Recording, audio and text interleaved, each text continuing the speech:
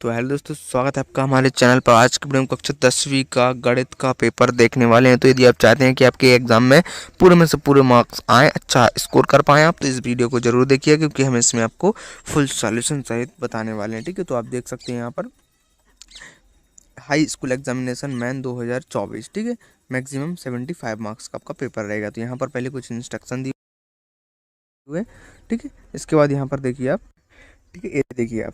और दोस्तों, हमारे टेलीग्राम चैनल को जरूर से ज्वाइन कर लीजिए, लिंक डिस्क्रिप्शन में दी हुई है। चैनल को अभी तक सब्सक्राइब नहीं किया तो जल्दी से सब्सक्राइब कर दीजिए, क्योंकि हम ऐसी वीडियो आपके लिए लाने वाले हैं। देखिए, फर्स्ट क्या है 96 और आपका जो है 404 का आपको SCF बताना है। ठीक है, तो देखिए SCF क्या होता है, हाईएस्ट कॉमन फैक्टर होता है। ठीक है, sorry, highest common factor, SCF highest common factor है। तो मतलब कि ऐसी संख्या जिसका भाग 96 में भी चला जाए और 404 में पूरी तरह चला जाए। तो ऐसी संख्या कौन सी है, 4 है दोस्तों। ठीक है, क्योंकि देखिए, यदि अगला क्वेश्चन क्या है, यदि द्विघात समीकरण आपको दिया हुआ है, इसके शून्य अल्फा बीटा है, तो अल्फा इंटू बीटा क्या होगा, तो अल्फा इंटू बीटा बराबर C/A होता है। आपको ये फॉर्मूला पता होगा। ठीक, आगे देखते हैं। तीसरा, निम्नलिखित में से दो चर रैखिक समीकरण कौन सा है। देखिए, ए रहा आपका, क्योंकि इसमें दो चर दिए हुए हैं। ठीक है, अब देखिए अगला क्वेश्चन क्या है आपका। अगला क्वेश्चन देखिए, मूल बिंदु के निर्देशांक क्या होते हैं। मूल बिंदु के, सॉरी दोस्तों, चौथा क्वेश्चन क्या है, जो आपको समीकरण दिया है x² + x - 1 क्या है, वास्तविक भिन्न है। ठीक है, वास्तविक है और भिन्न है इसकी प्रकृति। इसके बाद मूल बिंदु के निर्देशांक 0 0 होते हैं, आपको पता है। ये रहा अपना x, ये रहा आपका y अक्ष, ये रहा x अक्ष। तो ये होता है मूल बिंदु, इसके निर्देशांक यहाँ पर अपन को पता है 0 0 होते हैं। ठीक है, अब देखिए, ऐसा प्रेक्षण जिसकी बारंबारता अधिकतम होती है उसको बहुलक कहते हैं। ठीक है, देखिए अगला क्या है, रिक्त स्थान। तो 3√2 क्या है, एक आपको पता है ये दोस्तों अपरिमेय संख्या है। ठीक है, इसके बाद देखिए, किसी द्विघात समीकरण अधिकतम मूल कितने होते हैं, 2। आपको आपने ऐसा द्विघात समीकरण देखा होगा, AX² + BX + C। आपने इसको जब भी आप सॉल्व करते होंगे तो इसके दो मूल्य करते हैं। ठीक है, इस प्रकार से x1 y1 x2 y2। ठीक है, अब देखिए, यदि समांतर श्रेणी n व पद 3 + 2n है, तो प्रथम पद क्या होगा, 3 का।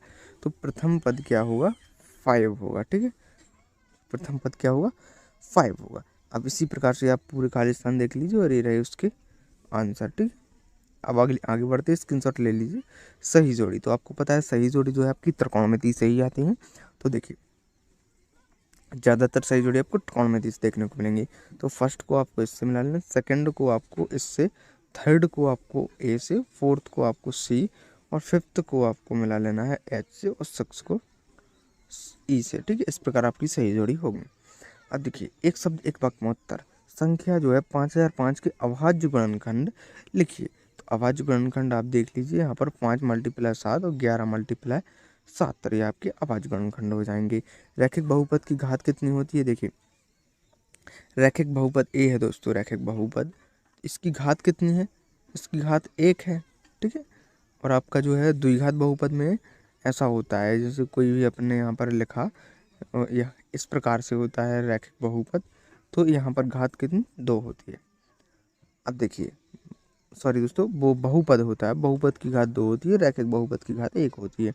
अब देखिए, समीकरण आपको दिया हुआ है, इसमें b² - 4ac क्या विभक्त कर है, विभक्त कर कहलाता है। ठीक है, इसके बाद देखिए, इसका आपको सार्व अंतर पता करना है। ठीक है, सार्व अंतर क्या है, तो देखिए -2 सेकेंड ए आपका 4, तो आपको A2 में से A1 को माइनस करना है। तो आप प्लस करेंगे तो 6 आएगा, क्योंकि दोस्तों 4 - -2, तो माइनस माइनस प्लस हो जाएगा, तो 6 आपका राइट आंसर होने वाला है। ठीक है, अब देखिए, किसी निश्चित घटना की प्रायिकता 1 होती है। ठीक है, वृत्त के दो बिंदु प्रतिच्छेद करने वाली रेखा को क्या कहते हैं हम लोग, तो उसको कहते हैं छेदक रेखा। ठीक है, इस प्रकार के आपकी उम्मीद है दोस्तों, जो मैं क्वेश्चन करवा रहा हूँ ये मोस्ट इंपॉर्टेंट क्वेश्चन है, जो कि एग्जाम में आने की संभावना है। इसमें से बहुत से क्वेश्चन आपको एग्जाम में देखने को मिलेंगे, और दोस्तों मुझे उम्मीद है कि ये आपके तैयार होने चाहिए। ठीक है, देखिए सत्य सत्य, यहाँ पर देखिए, एक परिमेय संख्या एक वास्तविक संख्या होती है, क्या ये सत्य है, तो देखिए ये सत्य है। ठीक है, आप यहाँ पर स्क्रीनशॉट ले लीजिए, और ये रहे इनके आंसर। ठीक है, हम लोग फिर आगे बढ़ते हैं।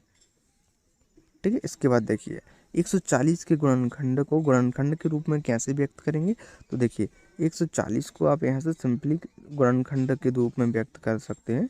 ठीक है, इसी प्रकार से आपको यहाँ पर निकालते जाना है। ठीक है, इस प्रकार 7 आएगा तो 2 × 2 × 5 × 7। ठीक है, अब देखिए सिद्ध कीजिए कि ये अपरिमेय संख्या है। अब आपको पता है, आप देख लीजिए किसी भी सन के एग्जाम उठा के ऐसा एक क्वेश्चन आता ही आता है। एक क्वेश्चन एलसीएम निकालने के लिए आएगा, एक क्वेश्चन इसके लिए आएगा। इसी प्रकार से हो सकता है संख्याएं चेंज हों। ठीक है, 8वां क्वेश्चन देखिए शून्य अंक निकालना है, तो शून्य अंक निकालना आपको अच्छे से आता होगा। ठीक है, इसके बाद 8वां का 8वां देख लीजिए, आपको एक डायग्राम दिया होता है, ये देखिए आप। इसके बाद 9वां क्वेश्चन देखिए, एक द्विघात बहुपद ज्ञात कीजिए जिसके शून्यकों का योग गुणनफल क्रमशः 1 1 हो। ठीक है, तो देखिए 9वां के बाद 10वां क्वेश्चन यहाँ पर आप देख सकते हैं। 10वां क्वेश्चन इसका अथवा भी देखिए, दो संपूर्ण कोण में बड़ा छोटा कोण 18 डिग्री अधिक है, मतलब जो बड़ा कोण है छोटा कोण से 18 डिग्री अधिक है, तो उसको ज्ञात कीजिए। 11वां जांच कीजिए कि जो आपको द्विघात समीकरण है, यहाँ पर ये समीकरण दिया हुआ है, ये द्विघात समीकरण है, तो आपको कुछ नहीं करना है, इसका सिर्फ अंदर मल्टीप्लाई करना है। और यदि सॉल्व करते करते अगर ax² + bx + c ऐसा फॉर्मेट आ जाए तो समझ जाना कि वो द्विघात समीकरण है। यदि नहीं आता है तो वो द्विघात समीकरण नहीं होगा, सिंपली सा है। ठीक है, इसके बाद देखिए 12वां क्वेश्चन में आपको 18वां पद निकालना है, तो बहुत ही सिंपल है। 18वां पद निकालना है तो a18 बराबर क्या होता है, या तो आप सीधे डायरेक्ट a18 यहाँ पर फॉर्मूला को अप्लाई करके निकाल सकते हैं। a आपको पता है 3 है, इसका सारांतर जो है, इसका सारांतर d यहाँ पर 5 आएगा और a आपका 3 है। ठीक, तो बस आप इसको सूत्र को अप्लाई करके निकाल लीजिए। ठीक है, an आपको 253 दिया हुआ है, तो सिंपली आप यहाँ पर 3 प्लस सारांतर 5 है 4 आएगा यहाँ पर। ठीक है, यहाँ पर सॉरी यहाँ पर 17 आ जाएगा और यहाँ पर आपको 5 का मल्टीप्लाई कर देंगे तो आंसर आपका आ जाएगा। ठीक है, इसके बाद देखिए 13वां क्वेश्चन के बाद देखिए ये रहा 13वां, 14वां, 15वां क्वेश्चन में आपको मान निकालना है। यहाँ पर आप देखिए कॉस को मान निकालना है। ठीक है, 16 क्वेश्चन देखिए, आपको पता है ये क्वेश्चन प्रायिकता से आना ही आना है। ठीक है, और वो भी दोस्तों ईजी आता है। ठीक है, उसमें कोई दिक्कत वाली बात नहीं होगी, आपसे आसानी से बन जाएगा। 17वां क्वेश्चन देखिए, हरप्रीत 2 भिन्न भिन्न सिक्कों को एक साथ उछाल दिए, इसकी प्रायिकता क्या होगी, कम से कम एक चित्त आए। ठीक है, तो ये 2 क्वेश्चन दोस्तों प्रायिकता से लिए गए हैं। आपको ये चैप्टर अभी तक नहीं किया तो करिए दोस्तों, इससे आपके 2-3 क्वेश्चन बनने वाले हैं।